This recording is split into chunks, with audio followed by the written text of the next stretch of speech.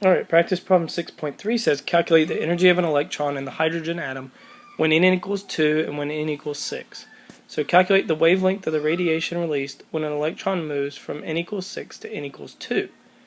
Alright, so if we're looking for the energy, we have delta E is equal to minus 2.18 times 10 to the minus 18th joules, which is just from the equation, and the constants that we know. And we know that 1 divided by n squared minus 1 divided by n final squared. Okay, so we have n initial minus n final.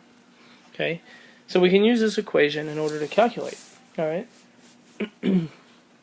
so then delta E is equal to minus 2.18 times 10 to the minus 18th joules. Okay, and we're going to multiply that by 1 divided by n initial, so the initial was n equals 2. Okay, so we have 1 over 2 squared minus 1 over the final, which is 6 squared. Okay, and so then we get minus 2.18 times 10 to the minus 18th joules, and we're just multiplying that by what this works out to, which is 0.22. Okay, and so that gives us negative 4.84 times 10 to the minus 19th joules.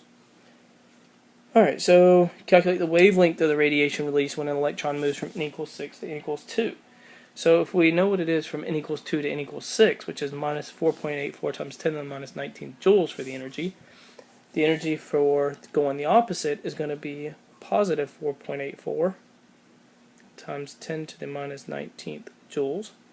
Okay, and we know that E is just equal to h, Planck's constant times speed of light, divided by the wavelength. Okay, and so we're looking for the wavelength. Okay, and so since we have the value for the energy of photon moving in that direction, then all we need to do is plug in our constants, which are 6.626 times 10 to the minus 34 joules seconds, times the speed of light, which is 2.998 times 10 to the 8th meters per second, divided by lambda. Okay, and so we find that lambda, the wavelength, is equal to 4.1 times 10 to the minus 7th meters, which is equal to 410 nanometers.